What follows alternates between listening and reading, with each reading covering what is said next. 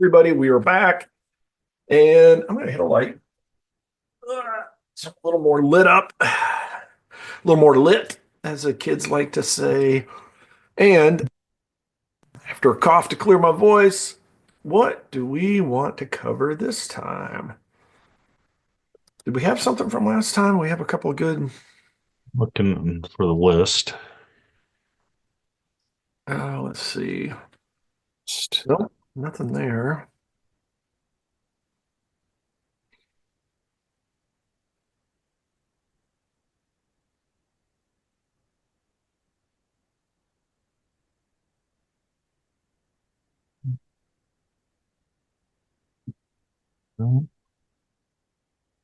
The other list. Let's see. Good habits, habits, habits, habits. And challenge. Being prepared. Nobody needs it. We don't need no stinking being prepared.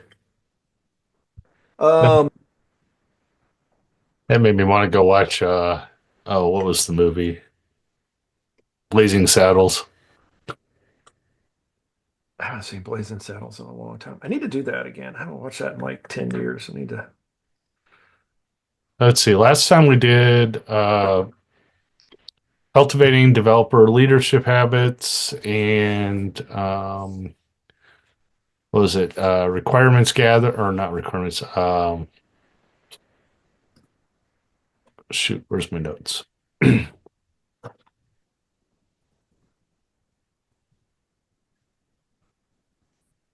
No. Coding standards was the other one we did last time. That's right. Um, I'm still working on that one.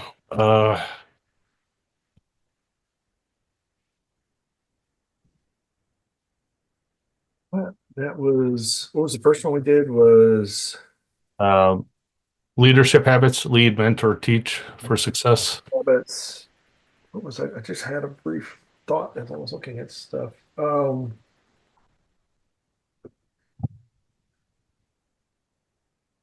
Tools.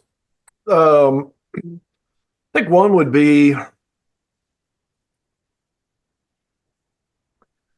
fun. I think it's sort of like a how we do habits of like figuring out what's out there and getting to use it and things like that. We've talked a little bit. I think if we're going to do this, we have to ban the term kitchen sink from your vocabulary because we've like had several things that have swung back into that.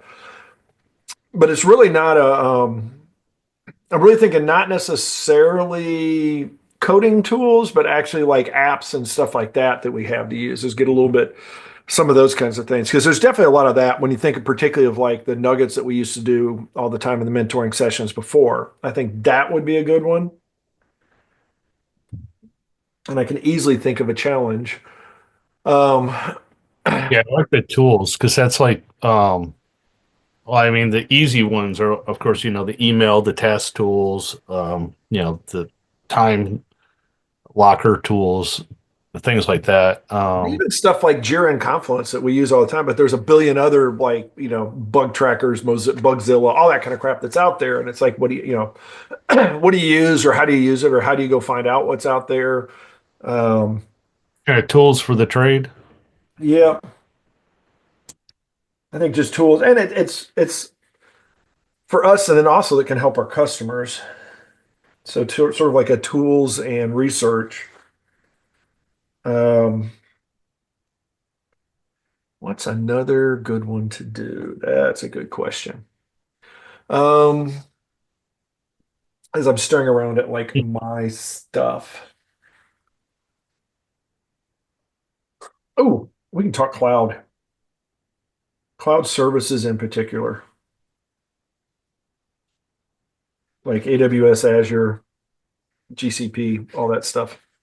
Yeah. Well, not even just, that made me think of VMs. Do you want to do that one separately or include So how VMs? would you do? What do you mean by VMs?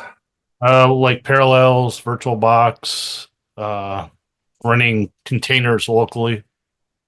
Well, I think we've talked about containers. I don't know what we would do that would be like a habit related to VMs, because I think we sort of touched on that a little bit, and we probably will a little bit on this as well. Um, I think we did. we'll start with the broad cloud, and then that may be something that may spin off into something we come back around and talk about, like, yeah, VMs and containers. Yeah. Okay. I just want to make sure I didn't lead into something off topic. Oh, by all means, bleed, because we still have episodes. So we'll never know, like that may speed us up next time. We're like, oh, yeah, we have a list of 6 things we're going to talk about. But now we're only going to have three, two. Hello and welcome back. We are continuing our season when we are getting our mic out of the way for those who are watching this. And we are building better habits, building better developers. This is Developreneur Podcast. I am Rob Broadhead. I am one of the founders of Developreneur. Not like Mike, who's just toasting us on the other side. Well, you can't see this. This is all audio, but you could check us out on the video side.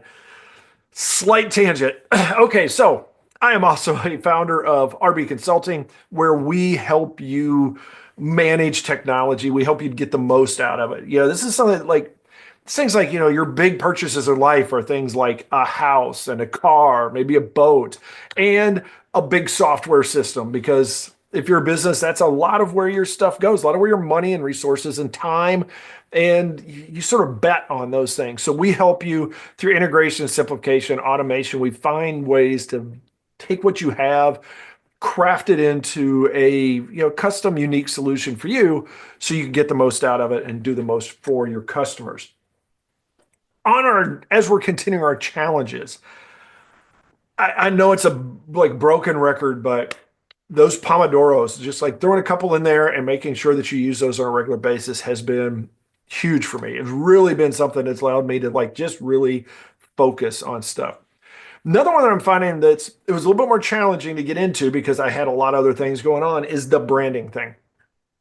I think doing just a little bit of, self-branding stuff, 10, 15 minutes a day, even of like a little blog post, reviewing a site, something like that. You may see some of the fruits of this because I actually went back out and dug up some stuff for the Developreneur site, some of the things that had been on my list, I think literally for 2 or 3 years. It's like, oh yeah, I'll get to it. So I got to it. Those kinds of things are really helpful to just like keep you thinking about your business and not get too stuck working in your business instead of on your business. Good thing, bad thing is this is like a very microcosm of stuff, but working out yesterday, playing handball, great time, did great, awesome, winning. And then that was a good thing. It was a great day, good workout, all that kind of stuff. The bad thing is, at one point, my partner and I were not on the same page, and I ended up basically punching one finger into his fist.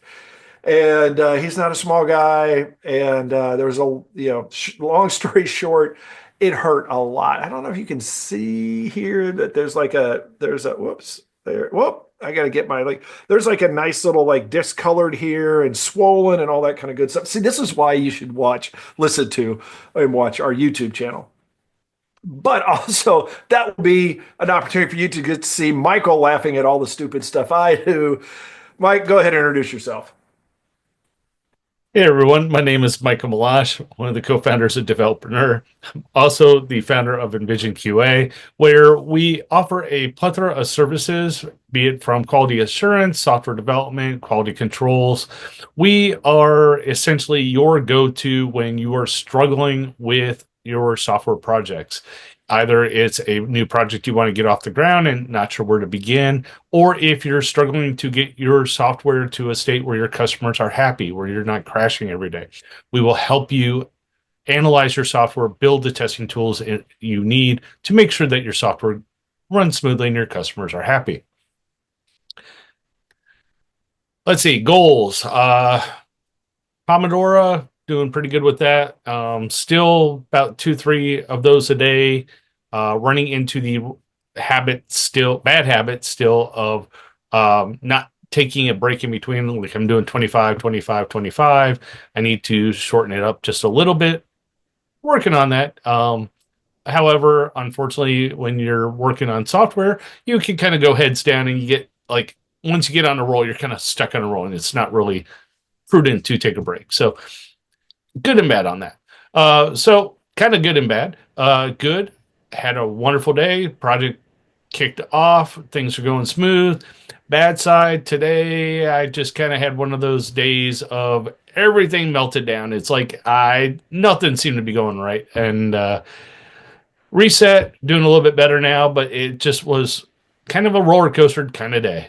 We Well, had hopefully everybody's else's roller coaster will be going on the upswing now as they're listening to us. And what we want to talk about this time is sort of to me, this is an upswing kind of opportunity or topic.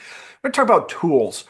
And one of the habits that I think are very valuable to developers and that I think we really underestimate them. I don't think we value them to the level that we do is how we can bring our expertise into recommending tools and utilizing tools that are not technology. So, yes, everybody would say, yeah, if I need to know about what's the right IDE, I'm going to talk to my developer pal and stuff like that. And they're going to talk like that in a very deep voice. But then there's all these other countless, like just even if you just talk of the industries, there's countless industries of tools that are out there. When you think of things like there's customer relationship management stuff and enterprise management and just bug tracking, ticket tracking, issue tracking, lists, productivity tools, connection tools, email tools, blah, blah, blah, blah, blah, just tons of them.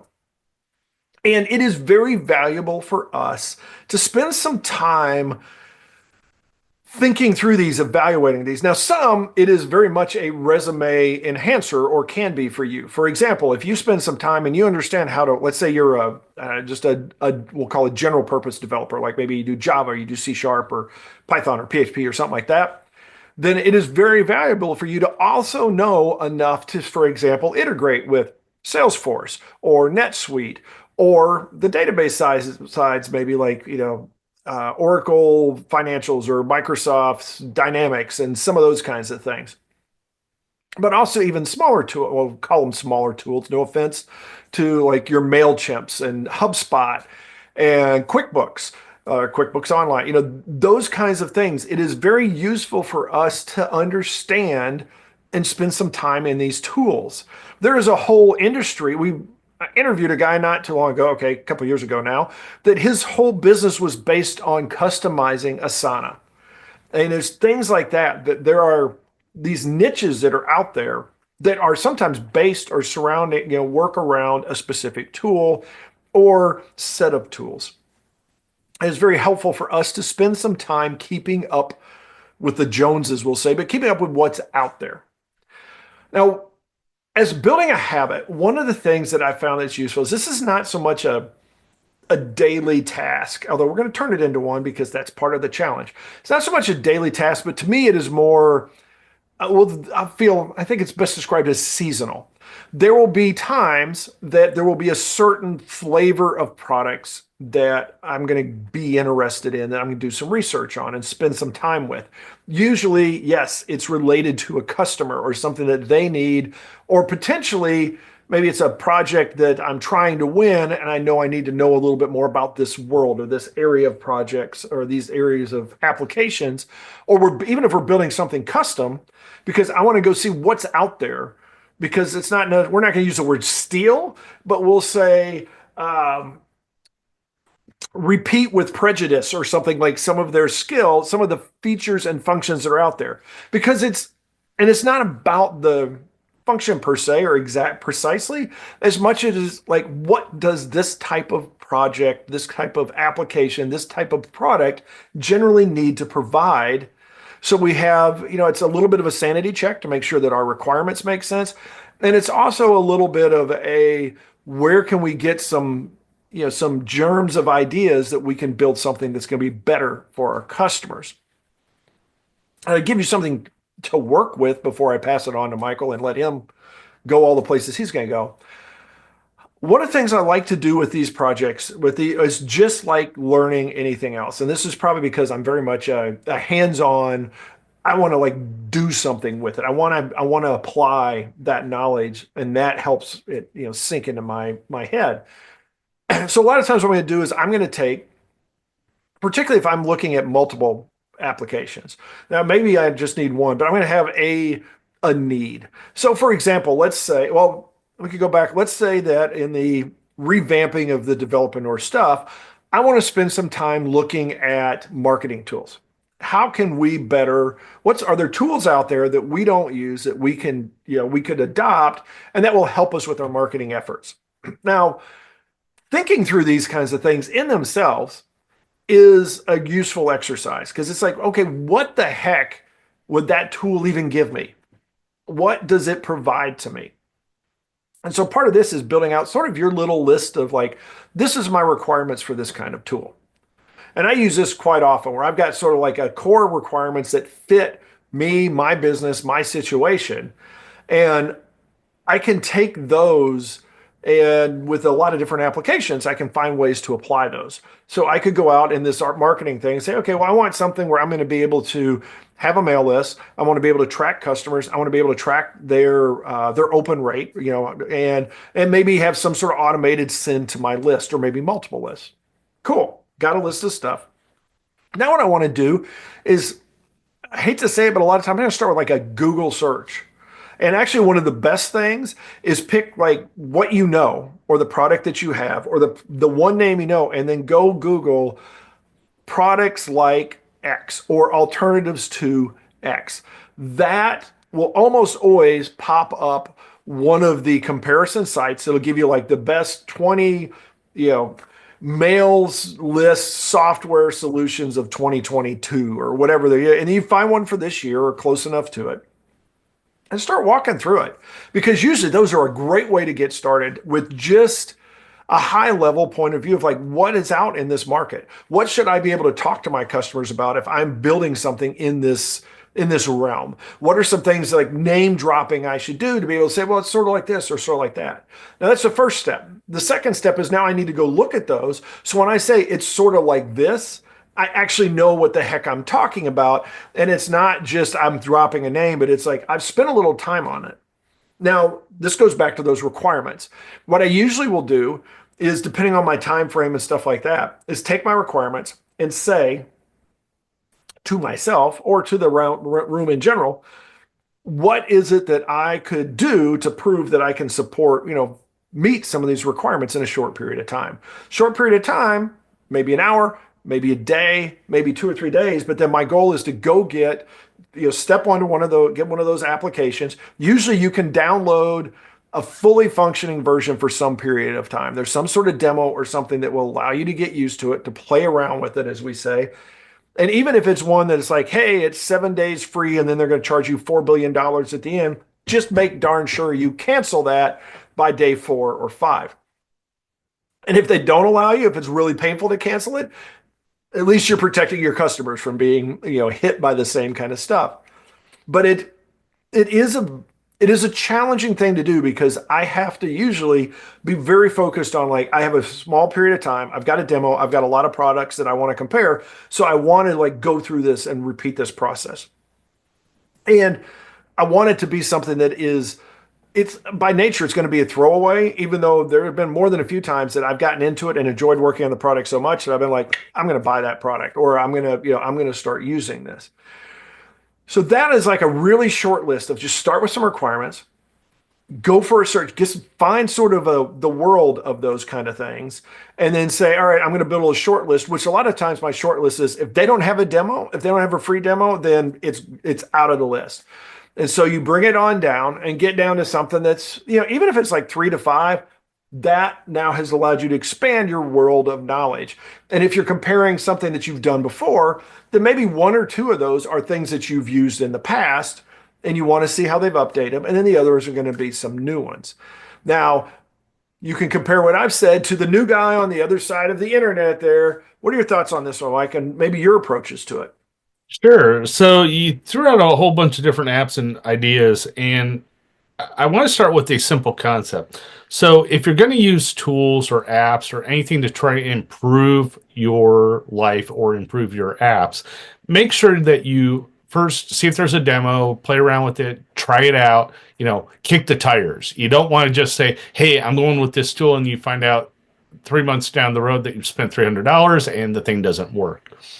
Also, once you find a tool that you like, stick with it. Don't once you find something that works for you, stop. If it works, it's cheap. You don't need to waste any more time trying to kick the wheels and try something else.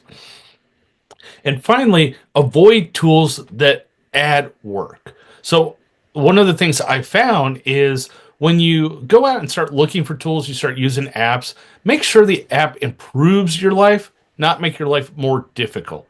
One of the best examples I can throw out there is QuickBooks. QuickBooks desktop version, awesome. QuickBooks Online, total foobar. It is so much additional work to do something in QuickBooks Online versus QuickBooks Desktop. It's one of those where it's like, okay, I'm going back to this, or going to something like Wave Apps, which is free for most of the functionality and will get you 90% there. So as you're looking at tools, make sure it does the job you want, make sure it's easy to use, and make sure it doesn't make your life more difficult. Now, as developers, we tend to make our lives difficult because when we see a problem, we typically are like, oh, I can write a solution to do that.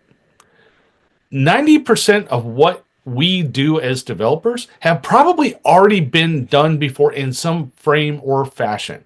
So, like, if you need to, like a calendar application, well, you have Outlook, you have Google Calendar.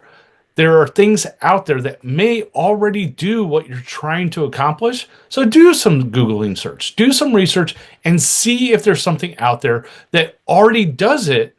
Maybe there's a free API you can use, some examples you can pull in, or an app you can just plug into, like Rob said, like MailChimp or SendGrid or something else out there. You can use what's already there. The best example of this is something we looked at years ago, early on when we were doing another project. We looked at things like Memberly, and there were some other social media apps out there for pushing out your notifications to social media. So when you're doing blogs, you always have to do that marketing. You have to push it out. You have to bring in your customers. Well, initially, we tried to write our own. We tried to use the APIs for Facebook, LinkedIn, all those fun places. And the problem we ran into a lot was those applications constantly get updated. APIs change, things break, and we're spending so much more time just trying to push our software out than it would be to just literally go to those social media outlets and just post the material ourselves. Then we ran across a couple different apps that gave us the ability to do that. Some were good, some were bad. So when you're looking for these tools, again, make sure that it makes your life easier, not harder, and make sure that if you start having problems with it, see if there's something else you should use, or is there something maybe this is not working at all? Maybe it's something you need to do yourself.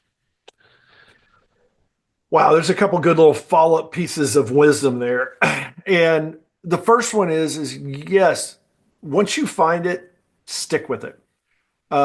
This is part of what we talk to with our customers on a regular basis is let's see what you have and how you use it, because sometimes you're using it just fine and you may think there's something better, and maybe there is, but the cost of transitioning is more than it's worth. And particularly if you know what you're doing, if you're comfortable with the tool, there's going to be that level of discomfort as you move to a new tool. I do want to just because, and this is off topic a little bit, but because you mentioned this, as a developer, I'm going to use an example from years ago. If you know, probably a lot of you people have run into the Atlassian series of tools like Jira, Confluence, and stuff like that. Well, I don't think it's actually still there. It may still be for some of their products, but it used to be that for $10 for up to 10 users, you could download Jira, Confluence, and a couple of the other tools for life. It was a lifelong subscription. $10, never have to pay money again. Host it yourself, do whatever you want. Now you do have to, I think, pay for some upgrades eventually and some stuff like that. But if you wanted to stick to one version forever, awesome. I'm like, cool. I'm going to do that. I'm going to throw it on a server. The problem is that means I'm administering it. And about once a quarter, I would need to go get an update and go install it and stuff like that. And I would probably spend, I don't know, 2 or 3 hours like migrating, doing all this kind of stuff. For $10 a month, you could get a hosted version. Same number of users, their server, their problem, it just works. Didn't work necessarily quite as fast as what I could set up on mine, but it still worked. It took me very little time to calculate what it was going to cost, what it cost me to maintain my server for free software, free after I'd spent the $10. So now that's in the past. So, year two, year three, year four, zero money on the software. But the administrative side was well over the $120 it costs to do 10 months, 12 months at $10, or 10 months at $12 if you wanted to go that way. So the moral of that story is think about the value of your time. Now, there are other things, there are other factors in there. Maybe that you want to learn how to administer, that you want to spend some time in that, you want to learn that tool or something like that. Okay. But if it's just raw, hey, I can do that, so I'm going to, that's where you should be like, yeah, you can do it, but should you? Now, with the tools, I want to I really do want to like sort of wrapping this up is go back to the point there I just brought up about Michael saying like stick with it. Once you find one, stick with it. Because for us, yes, you may eventually need to stick with something new because it may, just not be very good. It may fall behind. It maybe there's another good product out or something like that. But you don't want to do this very regularly. You want to find something and stick with it. And if you're like me, and like Michael, I happen to know I'm going to like call him out on this because we both do this. When you see 6 different applications, you're going to see features of each of those that you want, and you're going to be tempted to use 2 or 3 of them at a time. And this is not a developer problem. I have been in a lot of customers that have no development experience whatsoever, and they want to use, and they do use 3 or 4 different things that basically do the thing. The applications do basically the same thing. We have to watch out for that because it's really easy for us to do stuff like, bounce around and do, have 18 windows open at a time. And we think that we're doing more. This goes back to another favorite is, are you being productive or are you being busy? So just because you have 14,000 windows up does not mean you're being productive. Find your tool, find a way to make it yours, use it. That's if you're doing it for yourself. Now, on a general sense, you can just like, when you're just learning about it, cut it off, like have a limit, time box it, spike it, however you want to look at it is basically say, okay, I'm going to spend 2 days on this or 3 days on this or a week on this, and then I'm going to move on to the other one and stick with that. Because now sometimes, if it sucks and you want to bail on day one, awesome. But if it's doing pretty good, there's going to be a limit. Unless you're on the last one and you're like, I love it, this is it, fine. But anything else, you got to limit yourself. Otherwise, it's really easy to get lost in rabbit holes, and you're going down all these little rabbit trails, and you're spending way too much time playing around with the neat little features of the app, as opposed to like getting that holistic kind of knowledge that we want to. Now, before the challenge, I'm going to throw it back to you one more time, Mike, because I think it looks like you had a couple things to say. Yeah, you touched on, look at your time and the cost of time on like a time it takes to do something. Even if you find an app that is wonderful, it does everything you want. If you are spending more time doing that task than you were before the app, that app's not worth it. You got to be careful about the tools that you use, that they are not just beneficial, but they fit within that time box for your time versus money. So you want to make sure that the effort involved makes sense. So be careful, because I've run into this trap quite a bit, where, as Rob threw out, I like using multiple apps. I'm always checking out the app stores, seeing what's out there, because it's always changing. But the trick is, the whole 80-20 rules is kind of flipped for applications. The apps that are out there is probably more 20% are more valuable to you for your time versus the rest. So spend a little bit of time, a little bit of effort, and make sure you're not wasting time. Yeah, that's where I say it is where we get into that challenge of being better developers, being more productive with our time as opposed to just being busy and cranking stuff out that may not be the most productive route. Now, for the challenge for this one is to spend the next 7 days and start with the first day, pick this one we're not going to do like the full evaluation of the apps to start. This is just this week.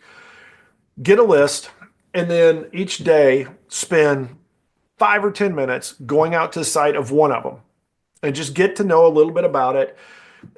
Is it something that has a demo? What's up with the demo? What's the value of it? Things like that. Because then I think at the end of the week, it'd be really cool for you even at the end of the week, now you've spent a little bit of time so you know these tools a little bit. Get to the end and maybe craft yourself a little plan. How am I going to go deeper for these plans, for these projects or these applications or whatever they are? Or another thing you can do is just say, okay, now I'm going to go to a different type of tool and just do that for, if you get it a week, then there's one line of business, one type of application that you're going to know more about, preferably one that's in your at least job adjacent or something like that. If not, something specifically for your employers. If you want some very easy ones to do, anything that's a wiki related kind of site, anything that is a bug or task related kind of site, anything that's a time tracking kind of site, and then probably anything that is like a Visio type tool or things like that. Those are just like everybody, and a mail client. Mail clients, everybody use them. Mail clients is a fun one because you're going to find a bunch that you've never heard of, and you might find one that you actually like. There's some pretty cool things out there, specifically now as we're getting into the world of AI. There's some neat stuff. So that's your challenge. When you get done with it, I would love to hear what's your top 3 products in whatever your area is that you decide to check out. Send us an email at info@developaneur.com. Leave us a comment, whether you're watching us on YouTube, whether you're listening to the podcast. You can send us, we have a contact us form on developaneur.com. You can check it out there. You can check out the quote new developaneur.com that was really just a couple minor changes, but it's what do you expect with 10 to 15 minutes? Come on. And I think I spent more than that because I got bit by Google AdSense and some of its kind of stuff and setting it up in our site, which had to catch up a couple of things to get to that point. That being said, go out there and have yourself a great day, a great week, and we will talk to you next time. Bonus material. I think we gave some already, so now we gotta kick it up a notch on our bonuses. We did. One of the things we didn't touch on at all was don't forget to use AI as an option to look for these tools. AI is still very powerful. Use the search engines. Heck, if you want, even use or look at different AI apps for the different tools or apps that are out there. The other thing to mention is if you are trying different things, especially if you're doing AWS or some of the other cloud-based applications, make sure you're very careful if you sign up for a free trial that you cancel that trial at the end. Schedule it on your calendar. Hey, this will expire in 14 days. Or was it Rocket App? Intuit bought it, but there was a very good app out there that's being advertised. Oh yeah, like Rocket Money or something like that. Yeah, something like that. Yeah, called, like scan your accounts and find the things that will, like the memberships that you forget that you subscribe to. Hey, There's a bonus. Look for something like that if you don't know what you're wasting money on. But be careful when you do sign up for things that you are conscious if there is a trial period and you're going to be charged for it. One little tip with that: go get a prepaid Visa card or a gift card. Use that for all your sites. It's a valid card. As long as it isn't expired, you can stick it out there. If there's no money on it, when they go to try to charge you, it's going to kick back as, whoops, we can't charge you, and your account's canceled anyway. That is that's a good little bonus to that. I would also say some bonus stuff is look at if you're looking at anything that is a software as a service, look at the tiers and look at the fine print. There's a lot of times there's a free option that is actually not listed anywhere in the pricing, but you can find that it does exist. And I have found more than a few times that the free version of whatever it is perfectly good in that 80-20 rule. It really is most little companies are perfectly fine in the free world. They don't need to pay any money to it. They can just utilize that. Now, a lot of these software companies eventually figure that out and they don't have a free tier anymore, or they limit it, but you can get them early on. Sometimes you can save quite a bit of money. That includes your cloud providers. There are all kinds of introductory free tier offers that whether you're with Azure, whether you're with Amazon, whether AWS, whether you're with GCP, whatever it is, those there are some really good introductory type things in there that may allow you beyond just like a 7 day or 20-day trial period, but maybe something that's useful budget wise for a whole year or so, or months and months. So check that stuff out. That being said, our stuff is always free. I mean, unless you want to donate, then hey, but it's still free. That was on you. You chose to donate. So you can check us out. You can anywhere. Developer has got tons and tons of stuff. Every time I go out there and start doing work on the site, I'm reminded that we've got tons and tons of content out there. So if you want to look something up, if you want to learn how to do something, we probably have it somewhere. We got literally over 1,000 articles out there of varying sorts. We got audio, we got video, we got written. Most of those we have written plus audio or video. You can check out just the YouTube site. I think is now I think we're over 200 things there. There's a lot of stuff out there. More than happy to share it. If you have questions about any of us, you know how to contact us, info@developernoir.com. Leave us comments on whatever it is. Any kind of feedback, we'd be happy to, even if it was from 10 years ago, we'll be happy to do our best to dust that off and get back to it and figure out how to, to get it updated or to help you out with any questions you have.